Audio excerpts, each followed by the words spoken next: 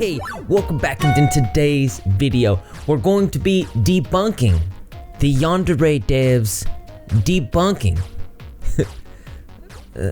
So on December 1st, he posted this debunk page, and I read through it, and there was a couple things that I wanted to address. I'm going to try to run through it pretty quickly, but I am going to put it in the description below so you can critique it yourself, come up with your opinions, and then let me know below. So the first one is he's rude to his fans, and I read through this, and he comes up with some really good points. He's been harassed, he's been swatted. It says, for more than 2 years, a group of people have been doing some pretty screwed up things to me. They prank call my phone, they send weird things to my house, they spam me with bestiality and animal abuse, and just a lot of really horrible things. And then normally I like to say, if somebody's giving you negativity like this, if they're saying things in comments, ignore it, whatever. But if they're actually swatting you and harassing you, then that comes to like a different story, because you need to realize there's a difference between ignoring the haters and crime. That involves the police, and that's what that needs to be. That's how that needs to be taken care of. Next one is the Yandere Dev steals assets. It says, in short, no he doesn't. And I read through, he's got some resources here for this. In the beginning, he pulled things to put together a mock version of the game, and now those things have since been replaced, as he stated here. Now, I've not had time to look through and make sure on this, so if you guys have seen anything to the otherwise in this situation, just let me know. But as I see it, this makes sense. Yandere Dev streams video games all the time. This pretty much says that he got burnt out, and he placed goals on Patreon because everybody asked him to make a Patreon, and I kind of relate with this because I was asked also to make a Patreon. That's why I made one. But as the Patreon increased, he tried to accommodate for the value that he was getting from people, and he started working nonstop constantly, and then it was so stressful and so just a burnout that he thought, well, maybe I need to chill out a little bit for his mental health, right? So he started streaming. He actually asked the audience beforehand if it was a good idea that if he streamed. So he was very asking about this because he wanted to make sure, because people were paying him, and of course they said, yeah, go ahead and do that, take your time. So he started streaming. Yandere Dev manipulated his audience by using words chill and heated. In short, I screwed up. I chose those words, however, I wasn't intentionally trying to manipulate. That, my friends, is an apology. Sometimes apologies don't have to include the word I apologized or I'm sorry. Sometimes apologies can be done with actions. In fact, action is one of the best forms. It seems here he says he screwed up, he's admitting to a mistake, and he's even adding resources that he felt pressured about. So, kudos. A situation I'm not familiar with. He couldn't take criticism from Mike Z, but I did relate to it on some level. Mike Z was a programmer that has worked on games like Skullgirls and Invisible, and was an idol of his, somebody that he looked up to. And then Mike Z criticized some of his earlier works, and it kind of hurt him. And I get that. Yandere Dev's fans harassed one of his critics, and he refused to condemn the harassment. It says, in short, technically, it happened, but you should consider the circumstances before casting judgment. After being harassed for over a year, I eventually became very angry and bitter one day. I heard that one of the people who harassed me was receiving harassment from Yandere Sim fans in retaliation of what they had been doing to me. I thought, wow, that sounds like karma.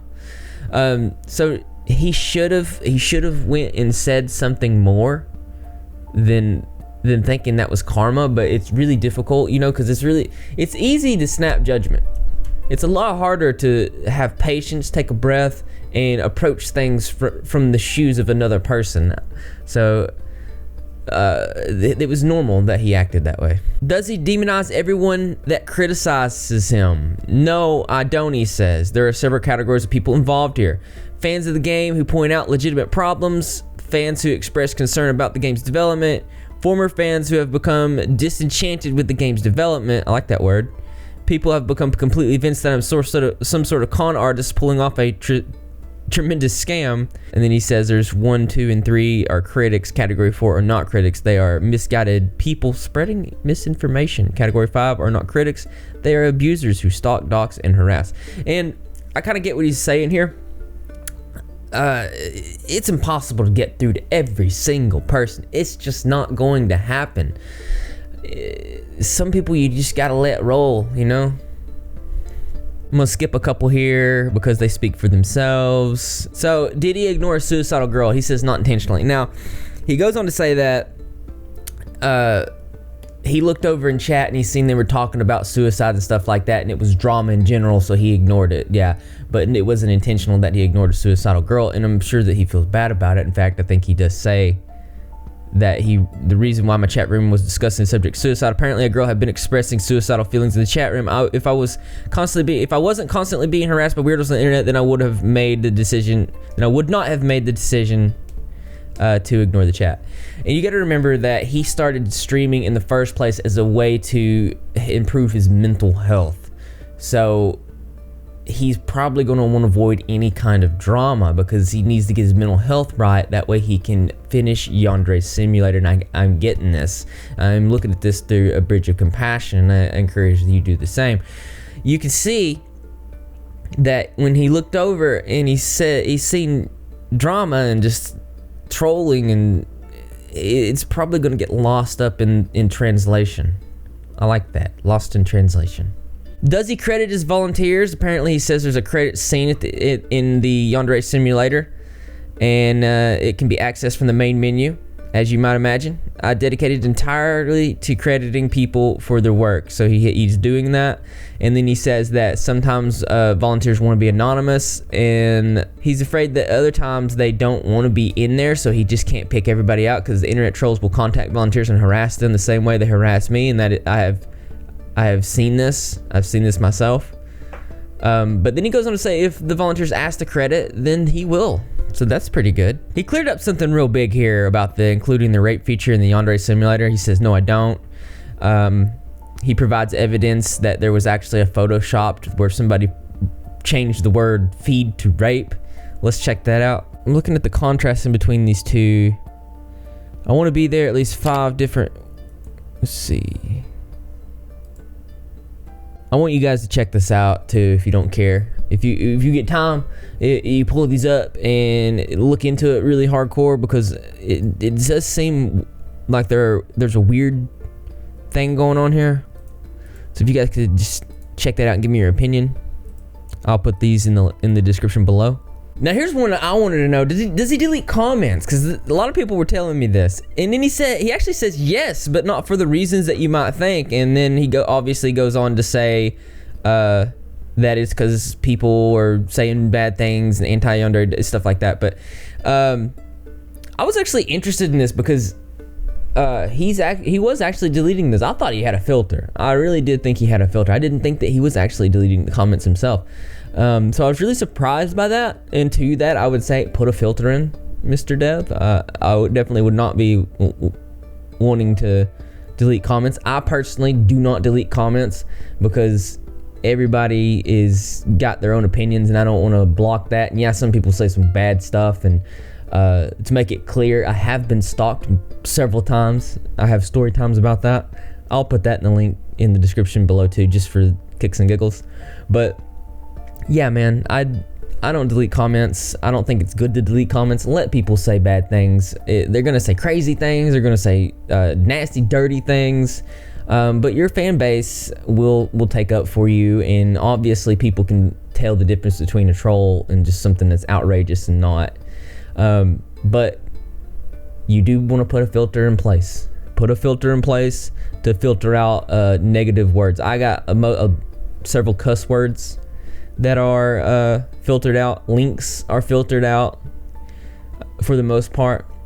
So yeah, definitely implement something like that. Again, blocks and bans people for harmless criticism. I thought it was a filter, but actually he says that he does block and ban people because they know what they do. They're obviously violating terms. So interesting that he's doing it himself. There was a post that went around about him wanting to kill his parents. He basically writes it off as he hates his parents and they want to die. It was something he said when he was a teenager, and that he doesn't feel the same way now. He was in a stage, he says. I mean, that is also understandable. This is another really big one where he talks about the erotic story about rape. and he says no, he did not. He goes on to say that the rape fan fictions were actually to demonize raping, and he goes into detail about how it's bad, and the only reason that he went explicit with it is he wanted to vilify the certain specific characters in there to make them out to be horrible people, which I think that he achieved, but everybody vilified him for that. He goes on to say that he wanted to talk about the genocide of rapists and summarize it. I don't think that this is good. I don't think it is, because you don't want to ever perpetuate mass killing. That's how serial killers are made. So I would definitely not promote killing anybody, no matter what they do. This is also something I really wanted to talk about. He portrayed himself as a cute, innocent girl to gain sympathy. He says, no, I didn't.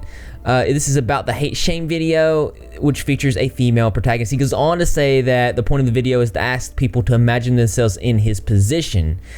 YouTube analytics page tells me that the majority of his audience is female, so he decided to make a protagonist of the video with a female character so it would be easier for his audience to relate to her. Let me tell you, have you already realized something that was wrong with this? And Mr. Dev, you're gonna understand this as well.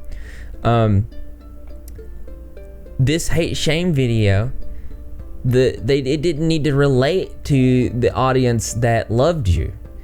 You needed to talk to the people that had the issues with you, so you didn't need to relate with the people that already sided with you, but relate with the people that were against you, the people that had been offended, the people that wanted answers to the different scenarios and situations that you were involved in. So that's where you went wrong, and that's why this video got so much hate. And then in the same video it says, does he portray his critics as demons? In short, no, he does not. He was describing a group of people who stalk, dox, and harass others for fun. And to that, I will say once again, that is crime. Report it. And then there's two more where he talked about the reading the emails all day and the prolonged of the Patreon, which I don't feel like it needs to be talked about. But all in all, I think he did address some really important issues. There were some things I didn't quite understand, and there were some things that I believe that he did wrongly, went about this in the wrong way, rather. But as interesting as this is, there is always something that is more interesting to me. That's right, you guessed it. I want to know what you think, so why don't you go to leave your creative and interesting responses in the comment box below. Thumbs up for those likes as always, brothers and sisters. I will see you in the next video. I mean, it was more of a questioning than a debunking, but I just wanted to go over here and give a little bit of criticism about these things and then get your guys' opinions on it and see what you thought. So you just let me know below.